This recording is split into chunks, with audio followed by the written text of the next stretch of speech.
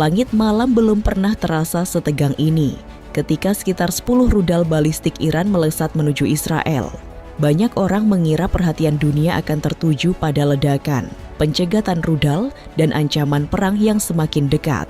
Tetapi justru ada satu pemandangan lain yang mencuri perhatian. Ratusan orang berkumpul di Iran. Mereka bukan sedang berlindung, mereka bukan sedang mengungsi.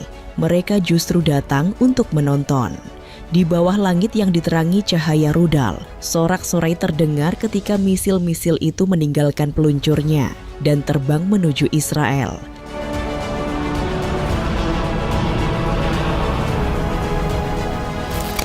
Jadi mengapa rudal-rudal Iran akhirnya meluncur ke arah Israel dan disambut sorak-sorai oleh sebagian warga di Teheran?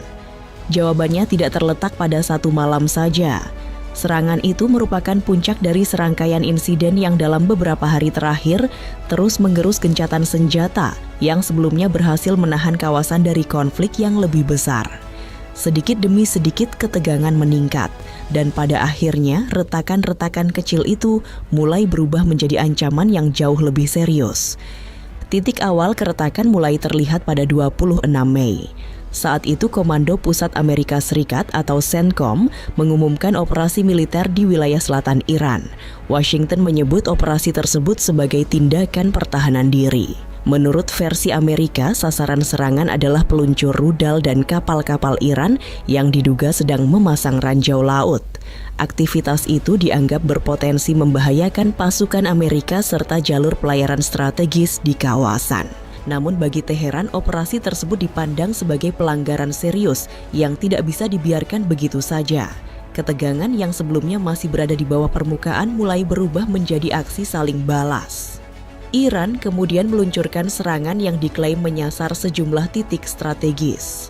Salah satu yang paling banyak mendapat perhatian adalah pangkalan udara Ali Al-Salem di Kuwait, yang oleh sejumlah media dan akun pro-Iran dikaitkan dengan aktivitas militer Amerika Serikat. Peristiwa-peristiwa berikutnya membuat gencatan senjata semakin kehilangan wibawanya. Pada 28 Mei, Amerika Serikat kembali meningkatkan aktivitas militernya di sekitar Selat Hormuz dan Bandar Abbas. CENTCOM mengklaim berhasil menembak jatuh 4 drone Iran sekaligus menghancurkan stasiun kendali yang disebut mengancam armada Amerika di kawasan. Dari sudut pandang Washington, langkah tersebut diperlukan untuk menjaga keamanan pasukan dan kebebasan navigasi di salah satu jalur perdagangan paling penting di dunia.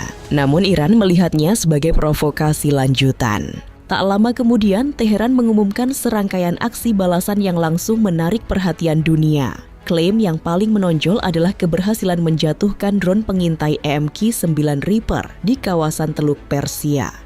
Selain itu, Iran juga menyatakan telah menghancurkan sebuah drone orbiter yang disebut berasal dari sekutu dekat Amerika Serikat. Eskalasi pun terus berlanjut. Pasukan Garda Revolusi Iran atau IRGC kembali mengeluarkan klaim baru bahwa mereka berhasil menembak jatuh drone MQ-1 Predator setelah wahana tersebut disebut memasuki wilayah udara Iran. Di saat yang sama, rekaman yang beredar dari media Iran memperlihatkan sistem radar dan pelacakan yang diklaim mampu mengunci pergerakan jet tempur siluman F-35. Terlepas dari perdebatan mengenai berbagai klaim tersebut, satu hal mulai terlihat jelas. Gencatan senjata yang sebelumnya dianggap mampu menjaga stabilitas kawasan kini mulai dipenuhi retakan. Kepercayaan antara pihak-pihak yang terlibat semakin menipis, sementara aksi dan reaksi terus meningkat dari hari ke hari.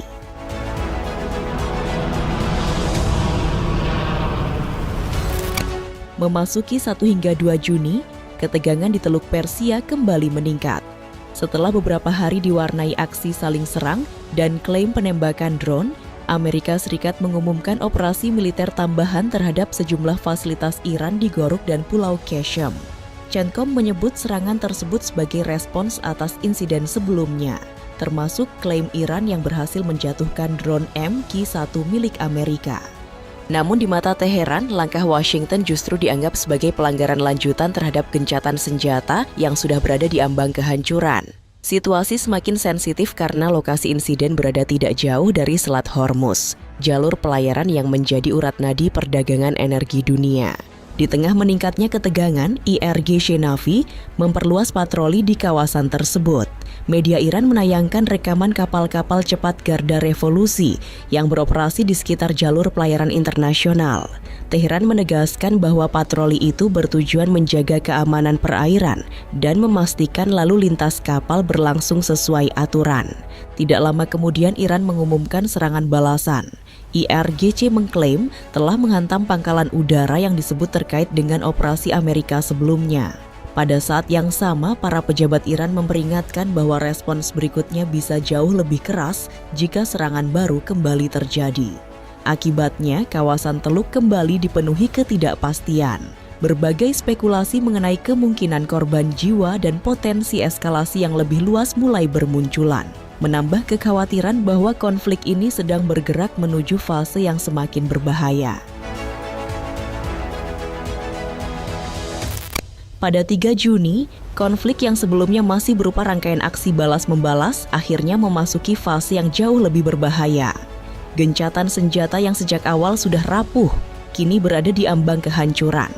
Amerika Serikat mengumumkan bahwa pasukannya melakukan operasi yang disebut sebagai tindakan pertahanan diri setelah mendeteksi gelombang rudal balistik dan drone yang diklaim berasal dari Iran serta mengarah ke sejumlah lokasi di Timur Tengah. Menurut CENTCOM, sebagian ancaman tersebut berhasil dicegat sebelum mencapai sasaran. Namun Washington tidak hanya bertahan. Sebagai respons, militer Amerika kembali menggempur sejumlah fasilitas Iran di Pulau Qasem. Sasaran yang disebutkan termasuk stasiun kendali yang dituding menjadi pusat koordinasi operasi drone Iran di kawasan. Di saat yang hampir bersamaan, ketegangan juga merambah jalur laut. Militer Amerika merilis rekaman serangan terhadap sebuah kapal tanker berbendera Botswana yang disebut sedang bergerak menuju Pulau Kark, salah satu kawasan yang memiliki peran penting dalam ekspor energi Iran.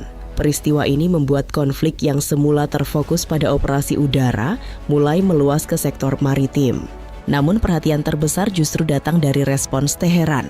Media dan kanal pro-pemerintah Iran melaporkan serangan rudal serta drone terhadap sejumlah target yang dikaitkan dengan kehadiran militer Amerika di kawasan Teluk. Pangkalan udara Ali Al-Salem dan Kamp Arif Jan di Kuwait kembali disebut sebagai sasaran. Beberapa laporan juga menyeret markas armada kelima Angkatan Laut Amerika di Bahrain. Sementara peringatan udara dilaporkan terdengar di sejumlah negara Teluk. Di tengah derasnya klaim tersebut, sorotan dunia tertuju pada Kuwait.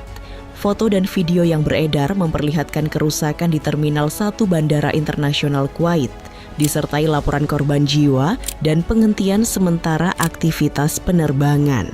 Namun hingga saat itu penyebab pasti insiden tersebut masih menjadi perdebatan. Kontroversi semakin memanas ketika foto-foto serpihan dari lokasi mulai dianalisis oleh para pemerhati militer. Sebagian menilai puing tersebut berasal dari drone Shahed 136 Iran, sementara pihak lain berpendapat bentuknya juga memiliki kemiripan dengan drone Lucas. Dugaan penggunaan Shahed menguat setelah penyelidikan awal memperlihatkan komponen yang diduga merupakan mesin Mado MD550, mesin piston yang selama ini dikenal sebagai salah satu ciri khas drone kamikaze Shahed 136.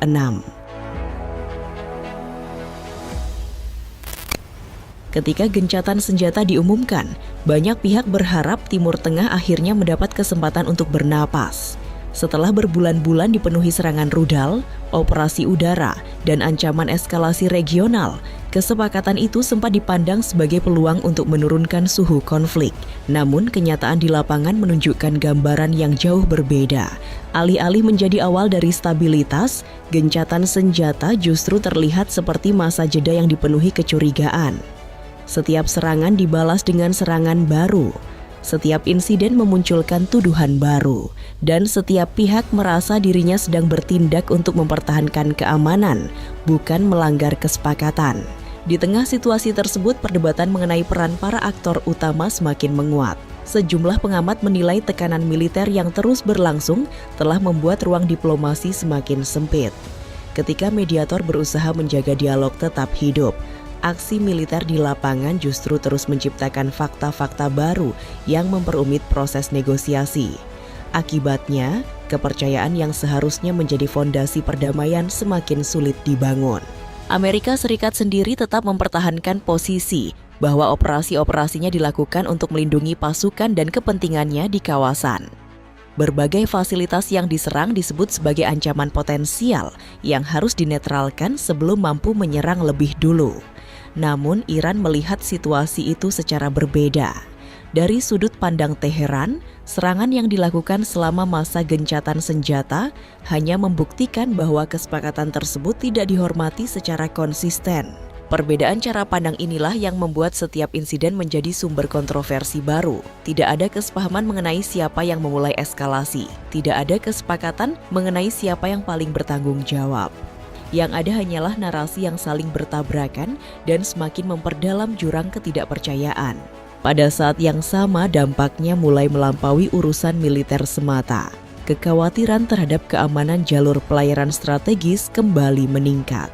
Selat Hormuz dan Bab el-Mandeb, dua titik yang sangat penting bagi perdagangan energi dunia, kembali masuk ke dalam perhitungan risiko para pelaku pasar. Setiap ancaman baru yang muncul di kawasan tersebut berpotensi memengaruhi harga energi, perdagangan internasional, dan stabilitas ekonomi global. Karena itulah, pertanyaan yang kini dihadapi dunia bukan sekadar apakah gencatan senjata masih berlaku secara teknis. Pertanyaan yang lebih penting adalah apakah masih ada kemauan politik yang cukup kuat untuk mempertahankannya. Sebab sejarah Timur Tengah menunjukkan bahwa banyak konflik besar tidak dimulai oleh satu serangan tunggal, melainkan oleh akumulasi insiden kecil yang terus dibiarkan membesar. Dan ketika kedua pihak sama-sama merasa berada di posisi yang benar, ruang untuk kompromi menjadi semakin sempit. Untuk saat ini, kawasan tersebut masih berada di antara dua kemungkinan. Di satu sisi masih ada jalur diplomasi yang belum sepenuhnya tertutup. Namun di sisi lain, setiap rudal, setiap drone, dan setiap operasi militer baru terus menambah tekanan pada fondasi perdamaian yang sudah rapuh sejak awal.